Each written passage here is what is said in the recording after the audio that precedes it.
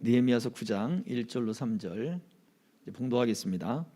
그달 29날에 이스라엘 자손이 다 모여 금식하며 굵은 베옷을 입고 티끌을 무릅쓰며 모든 이방 사람들과 절교하고 서서 자기의 죄와 조상들의 허물을 자복하고 이날에 낮 4분의 1은 그 자리에 서서 그들의 하나님 여호와의 율법책을 낭독하고 낮 4분의 1은 죄를 자복하며 그들의 하나님 여호와께 경배하는데. 아멘. 이달은 지금 본문에 등장하는 그달은 바로 나팔절이 있는 7월 달이라고 말씀을 드렸습니다. 티슈리월이라고 하는 달인데, 그 달이 바로 그 첫째 주간, 그 7월의 첫째 주간, 유대인 전승에 의하면 그 나팔절이 있는 바로 그 달의 첫날이 나팔절이잖아요. 그 달이 바로 천지 창조의 첫날이라고 하는 거예요. 그래서 창세기의 말씀, 하나님이 창조하시고 또 그들이 하나님이 구원해내시는 그 일들을 기억하고 기념하는 말씀을 오늘날에도 낭독을 합니다. 그래서 나팔절을 천지 창조와 연결을 해서 그들은 굉장히 하나님의 은혜에 또 기뻐하고 감격하는 날인 거죠. 저희 아들이 양강나팔 이제 그런 얘기를 하다가 양강나팔 그냥 뿌 하고 소리 나는 거 아니야? 라고 이야기를 해서 제가 양강나팔이 어떻게 소리 나는가, 그들이 나팔을 불 때 어떻게 나팔을 부는가, 세 가지로 이렇게 울려서 불고 짧게 울려서 불고 또 9번을 짧게 튕겨가면서 부르고 하는 세 가지를 동영상을 찾아서 보내준 적이 있습니다. 그렇습니다. 정말 축제같이 그들은 나팔을 불고 또 그 날을 기뻐하고 있습니다. 또 종교적으로는 뭐라 그랬죠? 종교적으로는 6월절이 새해 첫날이지만 하나님이 그 날을 첫날로 하라 그랬으니까. 그러나 그들이 정치적으로는 그들이 새해에서 7월 달에 그들이 포로로 돌아오고 난 이후에는 바로 이 나팔절이 새해가 되었습니다. 신년, 하나님이 천지를 창조하시고 또 새롭게 하신 날이기도 하고, 또 그들이 포로로 돌아와서 또 하나님 앞에 그들의 죄를 자복하고 또 새롭게 하는 그 역사적인 사건이 바로 느헤미야에서 등장하기 때문에 그렇습니다. 물론 나팔절에 나팔을 부는 사건은 성경에 여러 군데가 등장해요. 그렇지만 이 나팔절에서 보여주고 있는 이러한 모습들, 단 것을 먹어라, 느헤미야가 8장 10절에 이야기했어요. 단 것을 먹어라. 그래서 요즘도 유대인들은 단 것을 먹는데 그 아주 달콤한 석류라든가 그 다음에 또 그 달콤한 과일을 꿀에 찍어서 먹습니다.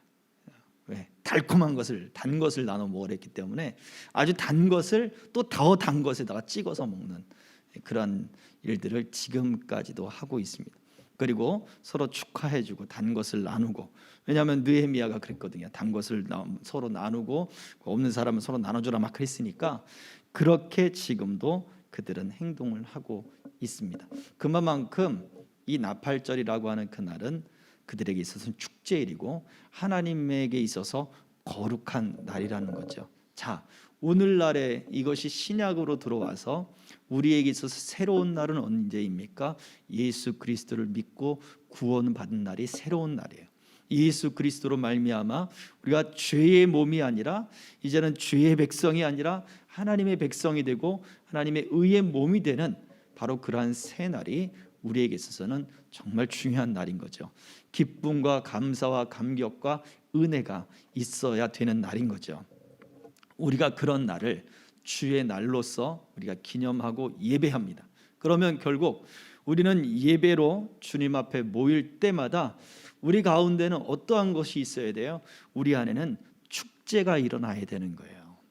내 자신의 문제만을 놓고서 어떤 그 문제 속에 빠져 있는 모습이 아니라 서로 달콤함을 나누듯이 어떤 달콤한 유혹을 나눈다는 게 아니라 하나님 앞에 그 감격했고 감사한 삶의 열매들을 서로 나누는 거죠. 하나님이 내게 어떻게 은혜를 베푸셨는가, 은혜를 나누는 나눔의 삶이 있어야 돼요. 그래서 예배하고 교제하고 하는 것이 좋은 일입니다. 그리고 이러한 하나님이 한 주간에 어떤 은혜를 내게 베푸셨는가를 또 나누고, 또 다른 사람, 다른 교인들을 통해서 하나님이 어떤 은혜를 베푸셨는가에 대해서 듣는 것, 이것이 중요하다는 거예요. 그것이 바로 하나님의 일에, 하나님의 날에, 하나님이 베풀어 주신 그 날에 우리가 당연히 하나님을 기뻐하는 모습으로 나타나야 된다라고 하는 거죠. 자, 우리 지난주에 우리 말씀에 우리 8장의 말씀을 보았잖아요. 근데 9장 우리가 읽었던 9장 3절의 말씀이 이날 낮 4분의 1은 그 자리에 서서 하나님 여호와의 율법책을 낭독하고 또 낮 4분의 1은 죄를 자복하고 하는 이 일의 시작이 무엇이라 했습니까? 바로 느헤미야서 8장 1절에 하나님의 말씀을 우리에게 들려주십시오 라고 하는 백성들의 요청으로부터 시작이 되었습니다. 그리고 나서 그들이 말씀을 다 깨닫고 난 다음에 하나님 앞에 우리가 범죄했구나, 우리가 하나님을 어떻게 반항했는지, 하나님의 말씀을 어떻게 우리가 거절했고 거부했는지를 다 밝히 깨달아 알게 된 거예요. 그러자 그들은 마음의 충격을 먹고 그 앞에서 막 울기 시작을 했습니다. 죄를 자복하고 울기 시작했습니다. 그 죄를 자복하고 우는 것에 느헤미야는 만족했을 수도 있고 그 다음에 에스라도 만족했을 수도 있습니다.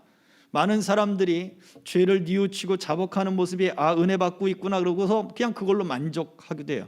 야, 내가 오늘따라 하나님의 말씀에 은혜가 있었는지 눈에서 눈물이 쪼르륵 하고 굴러 떨어지는 게 나 은혜 받은 것 같아 하고 스스로 만족할 수도 있어요. 그러나 성경은 더 나아가서 뭐라고 얘기하고 있냐면 하나님의 날에, 하나님의 구원을 베푸신 날에 너희가 당연히 기뻐하는 것이 옳다라고 말씀을 하고 있어요. 그 충격에 당연히 하나님 앞에 회개하는 것 맞지. 그러나 그것보다 더 우리가 하나님을 기뻐하며 힘을 얻는 그 자세가 더 중요하다라고 이야기를 하고 있습니다. 그래서 그들은 9장에 넘어와서 말씀드렸듯이 따로 모든 절기들을 끝내고 하나님을 기뻐하는 그 날들을 끝내고 하나님 앞에 성일이라고 하는 그 모든 기간들을 끝내고 그 축제에 하나님 앞에 충분히 하나님 앞에 하나님 감사함을 표시하고 하나님이 주신 그 은혜들을 표시하고 기쁨을 다 표시하고 난 다음에 그들이 따로 또 시간을 내서 하나님 앞에 회개하고 또 하나님 앞에 말씀을 배웠다는 거예요. 자, 여기에서 우리가 생각해 볼 문제가 바로 이것입니다.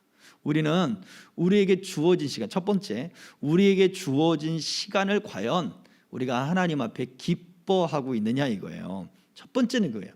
우리가 예배로 모이고 또 우리가 주일날 주님 앞에 모일 때 우리가 얼마나 충만한 그런 기쁨을 가지고 하나님 앞에 나와서 그 기쁨을 표현하고 있느냐 이거죠. 첫 번째는 그거예요. 그리고 그 시간 외에 이 백성들의 열심을 보십시오. 그 시간 외에 따로 시간을 내서 우리에게 말씀을 더 가르쳐 주십시오. 하나님의 뜻을 더 알게 해 주십시오라고 하는 그 시간을 두 번째 바로 그렇게 나타내고 있는 거예요. 그래서 우리가 주일 한 번으로 하나님께 나는 의무를 다했다라고 생각하지 마세요. 우리가 그렇다고 뭐 매일 예배를 드려야 된다, 매일 교회를 나와야 된다 그 얘기가 아닙니다. 하나님을 향한 이 믿음의 근본은 횟수가 아니라 시간도 아니라 하나님과의 진정한 교제예요. 하나님과의 그 교제의 모습은 어떻게 나타나냐?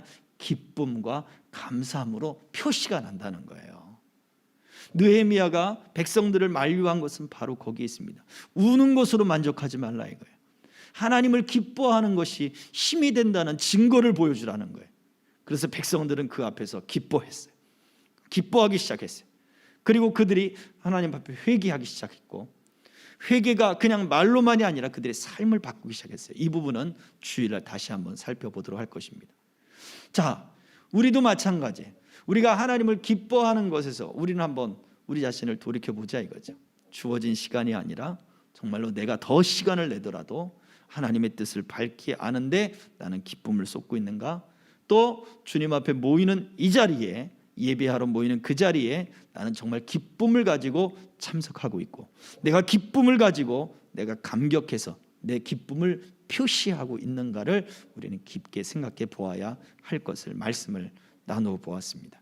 우린 지난 시간 우리의 말씀을 다시 한번 정리해 보면서 같이 한번 묵상해 보도록 하겠습니다. 자, 첫 번째 질문입니다. 예수님께서 가르쳐 주신 기도의 정신에서 배우는 신앙의 본질은 무엇인가요? 이미 말씀을 드렸죠. 신앙의 본질, 예수님께서 가르치신 기도 속에도 등장하는 거예요. 자, 띄워줘 보세요. 같이 읽어봅니다. 시작. 또 기도할 때에 이방인과 같이 중언부언하지 말라. 그들은 말을 많이 하여야 들으실 줄 생각하느니라. 그러므로 그들을 본받지 말라. 구하기 전에 너희에게 있어야 할 것을 하나님 너희 아버지께서 아시느니라. 하나님 너희 아버지께서 아신다. 하나님은 너희 아버지다. 너희는 하나님과 자녀의 관계다라고 말씀했어요. 아버지와 자녀의 관계다. 하나님은 그래서 먼 데 있는 하나님이 아니라는 거예요. 하나님은 다른 어떤 이방의 신들 가운데 또 다른 하나의 신이 아니라는 거예요.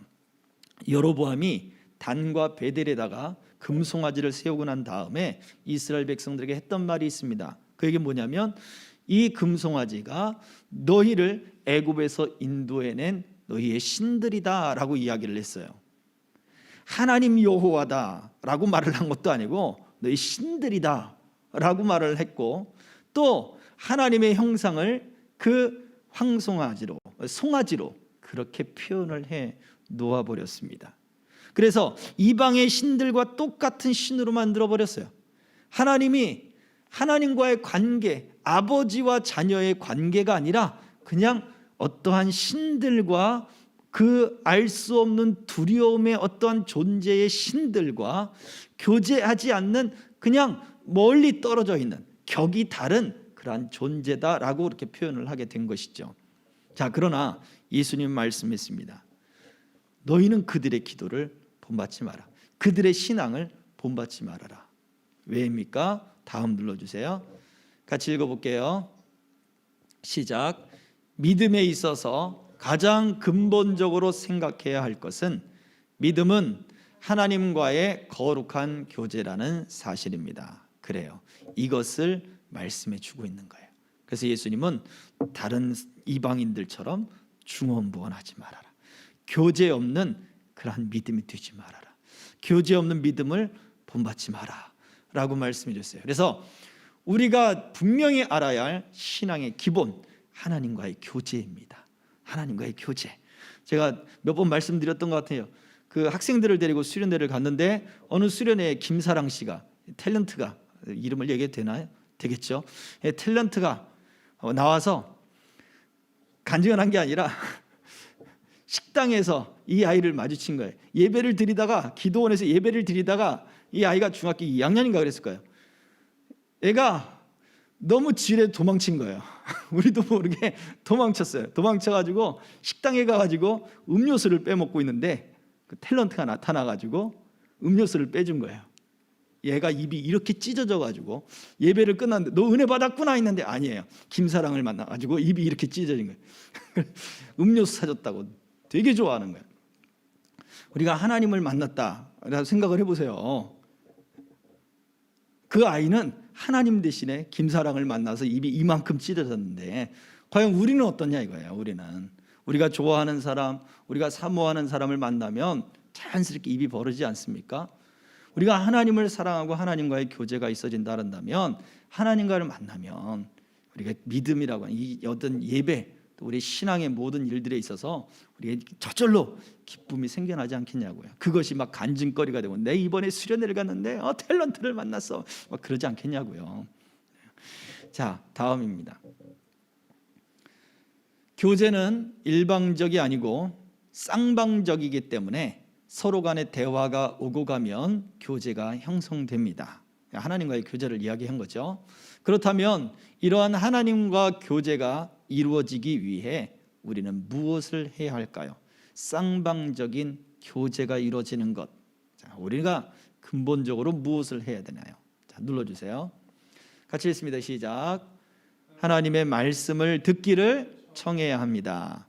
말씀의 근거가 되지 못한 신앙의 정도는 이방인의 중언부언 그 수준을 벗어나지 못합니다. 예, 말씀은 하나님의 인격이에요. 그래서 말씀을 인격적으로 내가 영접했다라고 하는 것은 정말 이 말씀이 하나님으로 고백이 되어지는 거예요. 하나님이 나에게 하신 말씀이다라고 받아들여지는 거예요. 우리가 2주 전에 예수님이 하나님의 응답이라 그랬잖아요. 이 말이 너희 귀에 응하였다. 예수님이 그 메시아를 기다리는 사람들에게 선포했잖아요. 그런데 그들은 하나님의 응답으로 받지 못합니다. 그래서 뭔 소리야? 예수는 우리 나사렛 그 동네 그 목수 그 예수 아니야? 라고 사람들이 거절하고 또 그렇게 배척을 했던 거죠. 내가 생명의 떡이고 하나님이 너희에게 주시는 양식이야. 야, 우리가 너희를 어떻게 먹어? 사람을 어떻게 먹어? 우리 보고 사람 고기를 먹으라고? 뭔 소리야? 이 말은 너무 어렵잖아. 그러면서 제자들까지도 떠났다. 수 없는 제자들이 떠났다는 이야기가 성경에 기록되어 있습니다. 이처럼 하나님의 말씀, 그 말씀에 내게 응답하신다라는 것을 믿고 받아들여야 돼요. 그래서 하나님 내게 말씀해 주십시오. 하나님의 말씀이 내게 믿어지게 해주시고 하나님의 말씀의 뜻을 밝히 알게 해주세요 라고 하는 기도가 우리에게 필요합니다. 그것이 분별이지요. 느헤미야에 등장하는 이스라엘 백성들의 모습이 바로 그랬어요.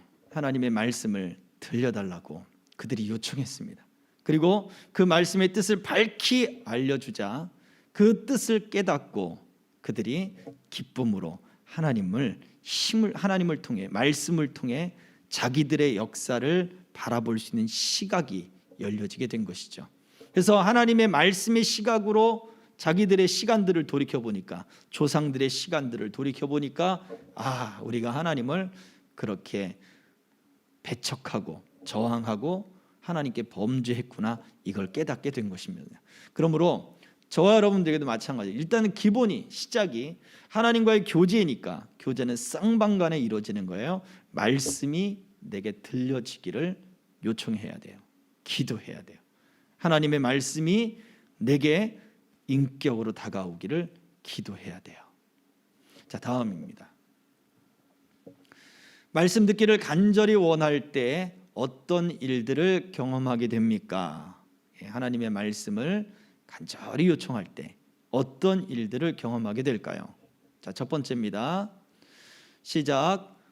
우리가 믿음의 일에 열심일수록 하나님에 대한 더 풍성한 일들을 가지게 됩니다. 이 기쁨이 우리의 힘이 됩니다. 말씀에서 인격을 하나님을 만나게는 경험을 하게 되면 신앙의 모든 일들, 그 다음에 어떤 예배를 드리며 또 내가 하나님을 섬긴다라고 하는 그 일들이 기쁨이 되기 시작해요. 오늘도 어떤 선교사님을 한 분을 만났는데요. 그분이 성경 공부를 하던 어떤 분에 대한 이야기를 해주셨어요. 그 연세가 좀 많습니다. 많으신 분이고 아주 유교적인 사상, 그분은 불교적인 사상에 아주 오랫동안 그 사상이 가득했던 분이에요. 완고하셨던 분이에요. 근데 그분이 한 권사님의 이제 전도를 받고 교회를 다니기 시작했지만 여전히 그분의 사상이 완고했고 또 그 고지식한 사상 때문에 하나님에 대한 그런 부분들을 받아들이지도 않았습니다.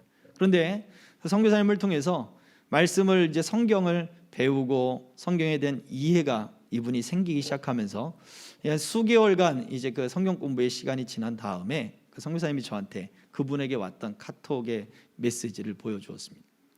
그분이 세례받는 사진도 보여줬고 또 성경 공부를 통하여 내가 하나님을 알게 됐고 하나님을 믿는 기쁨이 내가 생겼습니다 라고 하는 고백이 그분의 카톡의 문장 속에 담겨져 있었습니다. 저는 그분이 그냥 세례받았다고 생각하지 않습니다. 그래서 제 주변에도 유교적인 사상이 가득했던 연세 많으셨던 분이 계셨습니다. 얼마 전에 소천하셨지만 그분은 자기 인생에서 저를 만날 때마다 했던 얘기가 치매를 걸렸으면서도 했던 얘기가 그거예요. 내가 예수를 믿고 세례를 다 받았어 라는 이야기를 여러 차례 하셨어요. 그분에게 있어서 치매가 있음에도 불구하고 교회 다니는 목사인 저를 보면 교회가 생각이 나는, 그러면서 당신이 세례를 받은 게 생각나는, 나 같은 사람이 예수를 믿고 세례를 받았어. 여기에 그분의 그 고백이 하나님에 대한 완전한 인격적인 고백인 거예요. 왜냐하면 자기의 삶을 다 뒤로 하고 이제부터는 내가 예수 그리스도를 믿을 것입니다 고백을 하고 세례를 받고 예수를 믿기 시작한 거거든요. 근데 오늘 만났던 그 선교사님을 통해서 들었던 그분도 마찬가지인 거예요. 자기가 가지고 있던 불교적인 모든 완고한 사상을 이제는 다 내려놓고 이제는 내가 예수 그리스도를 내가 믿겠습니다 라고 하는 그분의 고백과 결단이 그분으로 하여금 세례를 받게 한 거예요. 그래서 그거는 진짜 인격적인 고백이 된 거예요. 우리 신앙이 마찬가지예요. 우리의 어떤 감정이나 어떤 우리의 경험보다 우리가 정말로 모든 삶을 다 내려놓고 우리가 이제는 하나님을 믿으며 하나님께 섬기며 우리 주님을 기뻐하며 살겠습니다라고 하는 그 고백으로 삶의 패턴을 바꾸는 것이 진정한 인격적인 삶의 고백인데요. 이 고백이 뭘 통해서? 말씀을 통해서 시작된다니까요. 말씀이 바로 이 신앙의 고백의 근거가 됩니다. 이것이 되지 않으면 우리는 이방인들이 중언부언하는 것과 차이가 없다는 거예요. 그 정도 수준에서 우리는 신앙생활을 하게 된다는 거예요. 그러나 말씀은 하나님이 우리에게 말씀으로 진짜 하나님이 우리 말하고 있는 거잖아요. 하나님이 우리에게 지금 들려주고 있는 거잖아요. 하나님이 지금 그 마음이 이 성경이라고 하는 편지를 통해 우리에게 전달이 되는 거잖아요. 성경은 하나님의 감동, 하나님의 영, 하나님의 마음으로 쓰여진 거기 때문에 마음과 마음이 닿는 거예요. 그래서 하나님을 만나는 거예요. 말씀을 들으면. 그것이 앞으로 하나님을 섬긴다라고 하나님을 믿는다라고 하는 모든 신앙의 일들의 기쁨이 되는 것입니다. 자, 그래서 말씀을 듣기를 간절히 원할 때 바로 하나님에 대한 더 풍성한 경험을 가지게 됩니다. 그것이 기쁨이 되고 이게 힘이 됩니다. 자, 다음입니다. 백성들이 말씀을 듣고 그 뜻을 다 알았을 때 어떤 일이 생겼습니까? 그것이 주는 유익은 무엇인가요? 두 가지를 묻고 있는데요. 자, 읽어보겠습니다. 시작. 그들은 하나님을 향한 범죄와 반항을 깨닫고는 충격으로 울었습니다. 자, 이것이 말씀을 듣고 그 뜻을 깨달았을 때 때로 나타나는 현상이에요. 충격을 먹습니다. 우리가 설교를 듣다가 충격을 얻잖아요. 그러면 하나님이 내게 말씀하시는구나. 이렇게 받아들여야지 어떤 놈이 목사에게 내 이야기를 꼬자질했어 라고 받아들이면 안 된다는 거예요. 하나님의 지금 말씀으로, 성경의 말씀으로 또 목사님의 입을 통하여 내게 지금 말씀하고 있구나. 이것을 이렇게 생각하고 받아들이셔야 돼요. 왜냐하면 그 충격은 다음에 계속 읽어봅니다. 시작. 이러한 충격은 우리를 죄로부터 무장시켜주고 유혹으로부터 멀어지게 합니다. 예, 지금 느헤미야서 8장 9장에 등장하는 이스라엘 백성들에게는 그들이 말씀을 통해 충격받았죠. 말씀의 뜻을 다 알고 나서 시험이 된 거예요. 쉽게 얘기하면. 그래서 막 자기들의 삶을 가지고 한탄하며 울기 시작을 했습니다. 그런데 아까 서두에도 말씀드렸습니다만 우는 것으로 만족하지 마라. 너희들의 감정을 그 카타르시즘을 나타내기 위해서 어떤 그것을 느끼기 위하여 시원하게 울고 뭔지 모르게 그냥 시원하게 소리쳤더니 마음이 그냥 아주 시원해. 그걸로 끝내지 말아라 이거죠. 하나님을 기뻐하는 날이 바로 오늘이야. 그렇다면 너희들이 하나님을 기뻐하는 모습을 나타내지 않겠어? 그들이 결단하고 하나님을 기뻐하는 모습을 나타냈어요. 우리에게 충격이라고 하는 것은 하나님이 우리를 향해서 이것이 죄야 라고 하는 것을 깨닫게 할 때 거기서 나는 이것밖에 되지를 않는구나. 나는 이러한 존재야. 나는 실패야. 나는 루저야 라고 생각해 버리면 그것을 끝나면 안 된다는 것을 말해주고 있죠. 하나님이 이것을 통해 죄가 얼마나 무서운지를 알려주고 죄의 결과가 얼마나 비참한지를 알려주는 거예요. 그래서 다시는 그 죄의 유혹으로부터 멀어지도록 만들게 해버리는 거죠. 이것이 우리에게 참 중요합니다. 제가 그 영상을 하나 봤습니다. 어떤 영상이냐면 필라델피아, 미국 필라델피아 켄싱턴 주에서 일어나는 그 영상을 하나 봤는데요. 그 영상에서 보니까 사람들이 이러고 걸어다녀요. 좀비인가? 이러고 막 남자고 여자고 젊은 사람이고 늙은 사람이고 할 것 없이 그러한 행동을 보입니다. 뭐 하는가 했더니 마약에 찌들어 있는 사람들인 거예요. 그 마약 때문에 전국에 있는 마약쟁이들이 켄싱턴 주로 모인다는 거예요. 그 노숙을 하면서 마약을 사고 마약을 하는 거예요. 그 모습을 길거리 다니는 아이들이 보고 또 그 길거리 다니는 사람들, 주민들이 바라보고 성장합니다. 리포터가 묻습니다. 저 모습을 보고 어떤 생각이 드느냐. 학생이, 젊은 아이가 이 이야기합니다. 맨날 보던 거 보니까 지금은 무감각해졌어요 라고 이야기를 해요. 처음에는 그 켄싱턴주에 있는 경찰들이 그들을 체포를 해서 감옥을 보냈습니다.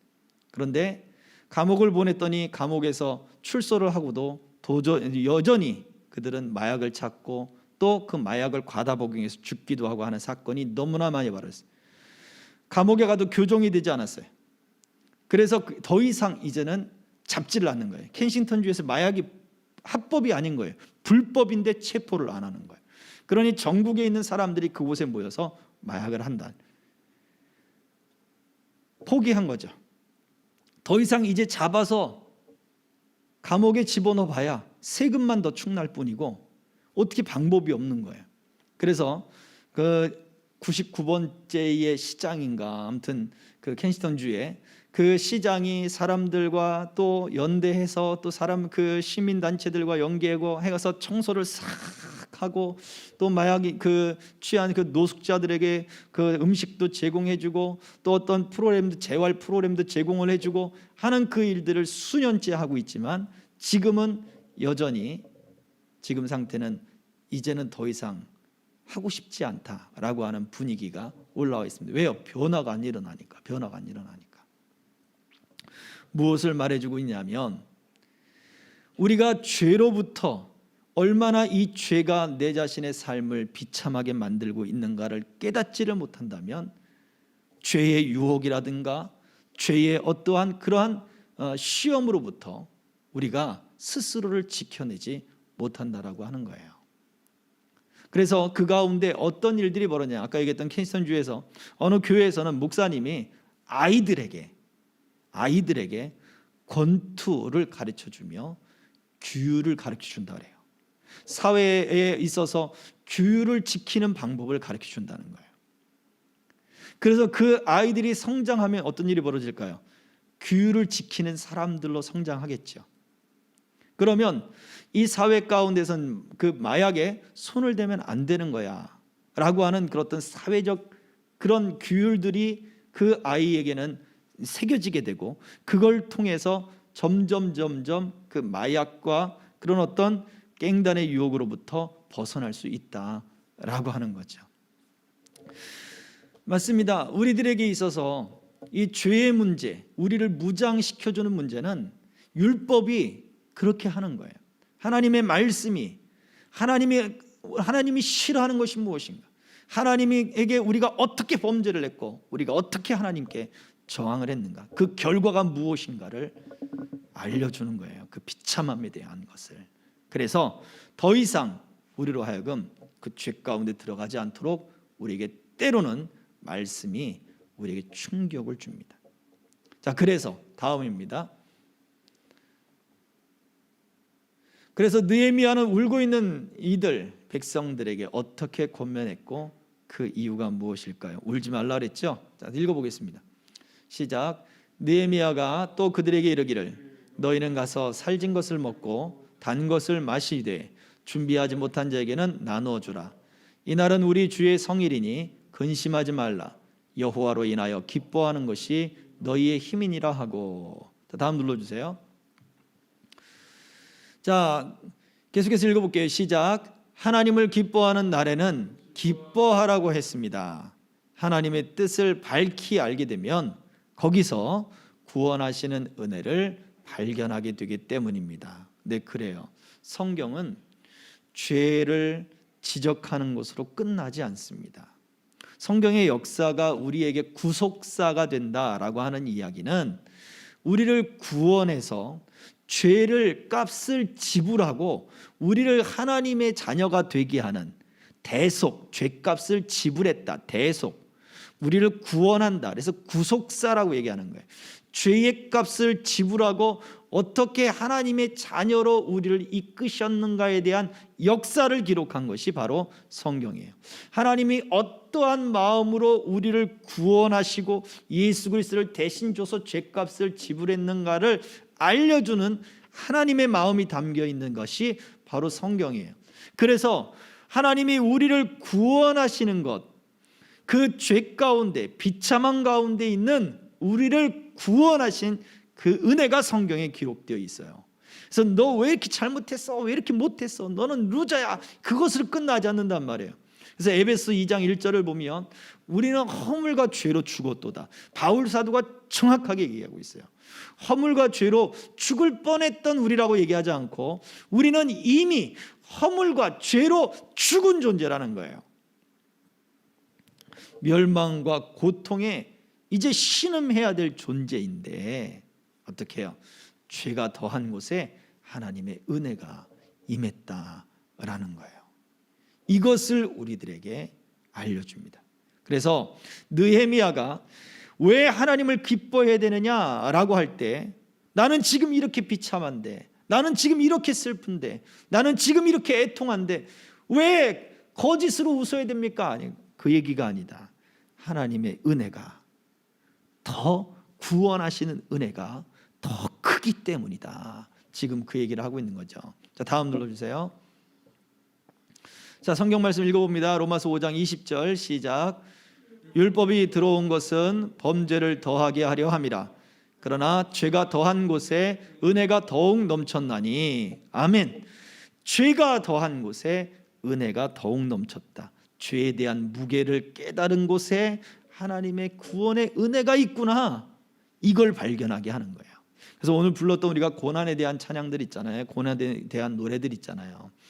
바로 그러한 고난보다 더 큰 하나님의 구원과 하나님의 사랑이 있음을 우리는 반드시 믿어야 합니다. 그래서 우리가 그러한 하나님을 기뻐하는 날에 당연히 기뻐해야죠. 그래서 다음 질문입니다. 읽어볼게요. 이 상에서 볼 때 말씀을 듣기 원하는 우리의 자세 무엇이며 어떻게 힘을 얻을 수 있겠습니까? 읽어볼게요. 정리해 봅니다. 시작.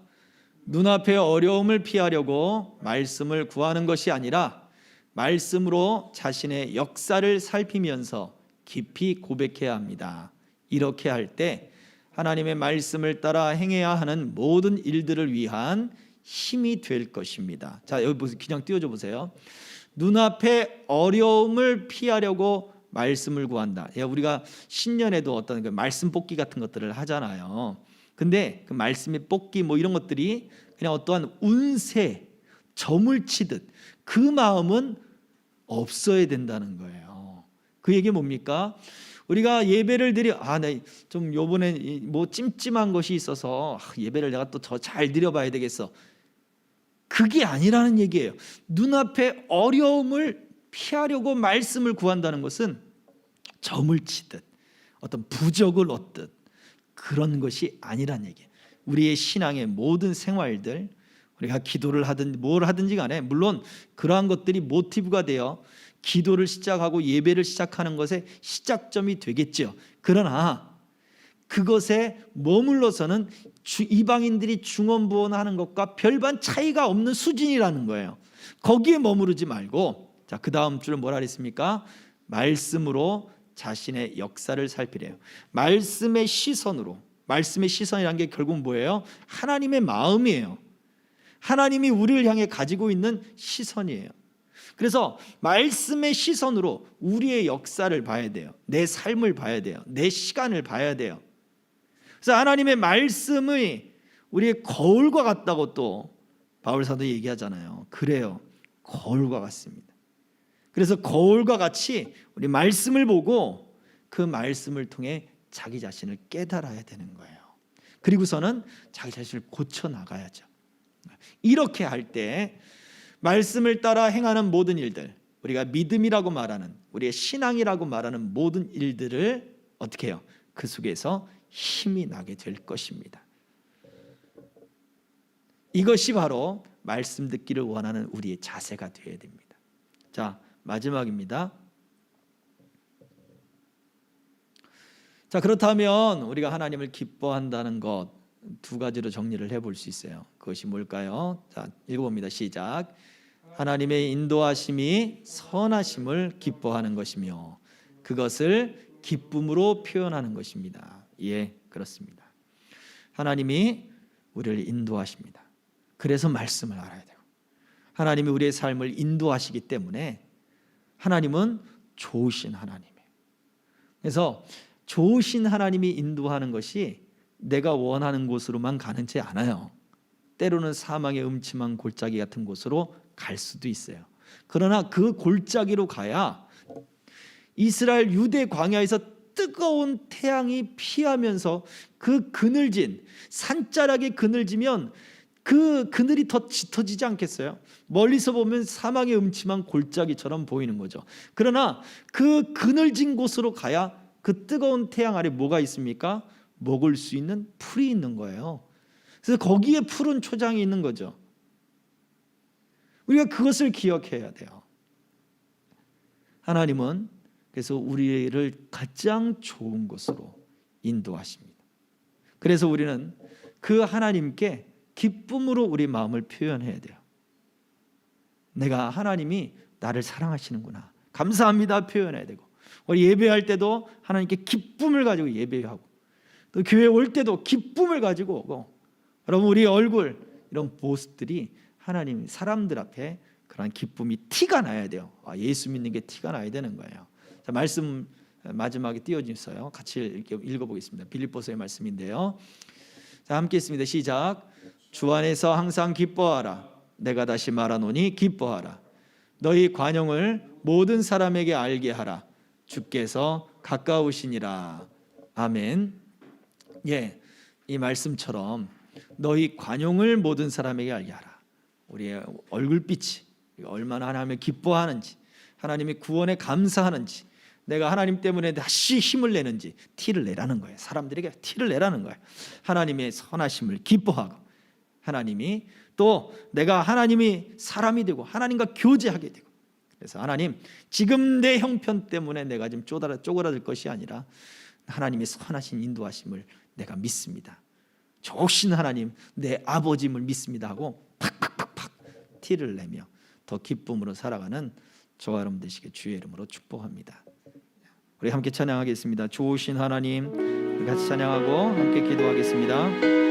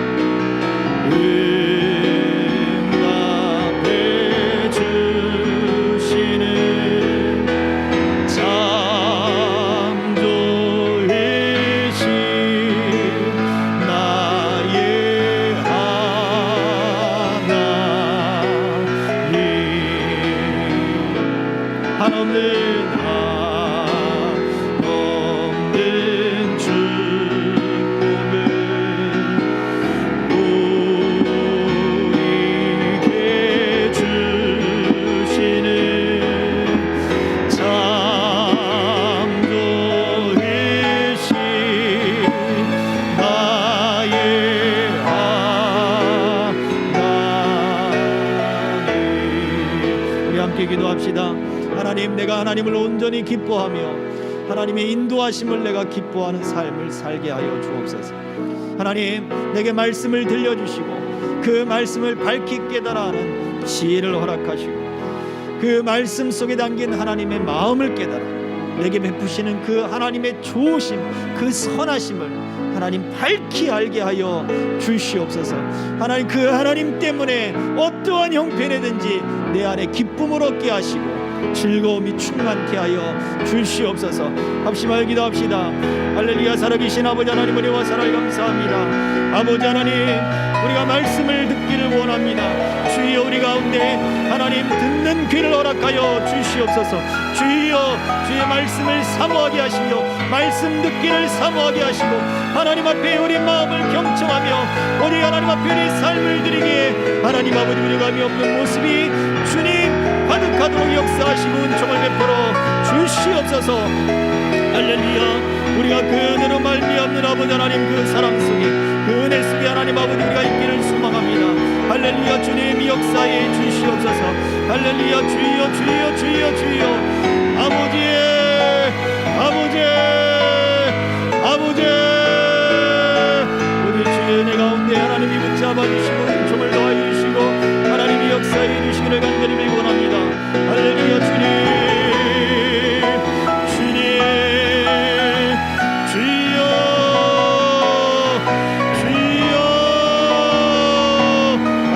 주님,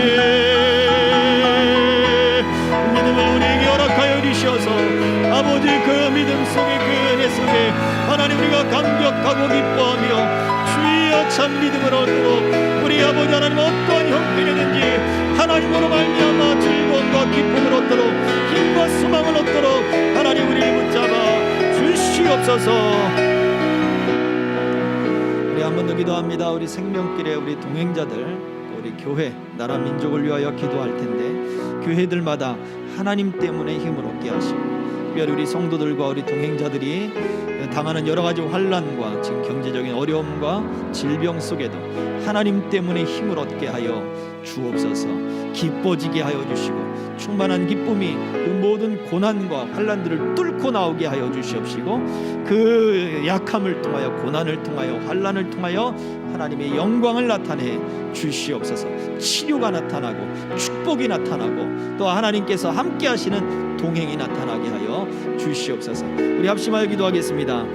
할렐루야. 살아계신 아버지 하나님 감사합니다. 나라 민족 가운데 함께 하시고 이 땅에 교회를 세우시고 아버지 제사장 나라 삼아주시고 오늘까지 아버지 부흥케 하시고 오늘까지 인도하신 아버지 하나님, 주님 우리의 기도의 사람들, 기도의 성도들, 아버지 믿음의 성도들의 하나님 아버지 그 신앙의 그 복을 따라 아버지 우리에게 오늘날 이처럼 하나님 많은 복을 주셨나이다.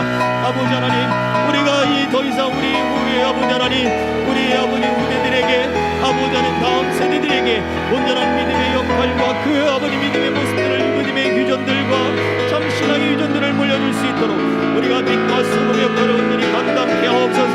우리 주님과 동행하는 아버지 그 삶의 기쁨들을 아버지 하나님 더 깊이 깨달아 알게 하시고 이 코로나의 시대에 이 아버지 경제적으로 어렵고 아버지 전쟁과 난리와 아버지 하나님 아버지 정치적인 아버지 분열 속에 아버지 하나님 이 속에 참 그리스도인으로서 참 믿음의 사람으로서 아버지 옳은 아버지 믿음의 일들과 다른 아버지 하나님 믿음의 역사들을 보여줄 수 있는 하나님 교회들 다 되게 하시고 우리 성도들들로 하나님 나라 민족들로 붙잡아 주시옵소서. 특별히 아버지 하나님 교회 가운데 우리 생명길의 동행자들과 하나님 아버지 교우들 가운데 우리 약함을 가지고 있습니다. 질병이 있고 하나님 아버지 경제적인 어려움이 있고 직장과 아버지 생업의 문제가 있나이다. 아버지 그러나 그 모든 환난 속에 고난 속에 우리 하나님의 영광을 나타내 주시옵소서. 그 고난을 통하여 유익케 하시며 복 주시며 하나님과 더 믿음 안에 있게 하시며 하나님을 알게 하시며 믿음의 삶을 경험케 하시는 하나님의 능력을 주여 온전히 경험하여 아버지 하나님 치료가 나타나며 우리 아버지 하나님의 동행하심이 나타나며 우리 하나님의 기적이 나타나며 하나님의 영광이 나타나는 우리의 약함과 고난과 환난들 되게 하셔서 하나님 모든 것이 우리 믿음의 유익이었노라. 하나님을 만나는 기회였노라. 우리 하나님이 함께 하시는 계획이었노라. 하나님의 놀라운 축복이었노라. 아버지 고백할 수 있도록 우리의 삶을 이끌어 주시고 인도하여 주시옵소서. 좋으신 하나님 찬양합니다. 주님 감사합니다. 영광 받아 주옵소서. 예수 그리스도의 이름으로 기도하옵나이다. 아멘. 참 좋으신 아버지 하나님 감사합니다.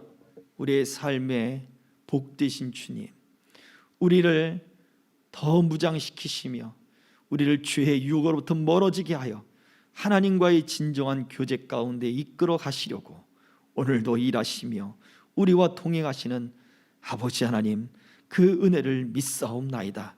주여, 우리가 어떠한 환난과 고난을 겪는다 할지라도 좋으신 하나님, 선함으로 인도하시는 하나님을 우리가 더 기뻐하게 하여 주옵소서. 이 기쁨이 우리 삶 속에 하나님 나타나게 하옵소서. 주를 향한 고백으로 나타나게 하시고 아버지 말씀을 통하여 우리의 시간들, 우리의 역사들을 돌이켜보고 하나님의 마음을 더 깊이 깨달으며 우리의 풍성한 믿음의 삶이 되도록 하나님 우리를 이끄시고 인도하여 주시옵소서. 우리 성도들, 우리 생명길의 동행자들, 우리 한국 땅의 교회와 우리 성도들이 참 빛과 소금의 하나님 그 사명 감당할 수 있도록 이끌어 주시옵소서. 충만한 기쁨 가운데 열매를 가지고 다시 우리가 모이게 하실 줄 믿사옵고 예수 그리스도의 이름으로 기도하옵나이다. 아멘. 하늘에 계신 우리 아버지여, 이름이 거룩히 여김을 받으시오며 나라 임하옵시며 뜻이 하늘에서 이룬 것 같이 땅에서도 이루어지이다. 오늘날 우리에게 일용할 양식을 주옵시고 우리가 우리에게 죄 지은 자를 사하여 준 것 같이 우리 죄를 사하여 주옵시고 우리를 시험에 들게 하지 마옵시고 다만 악에서 구하옵소서. 대개 나라와 권세와 영광이 아버지께 영원히 있사옵나이다. 아멘.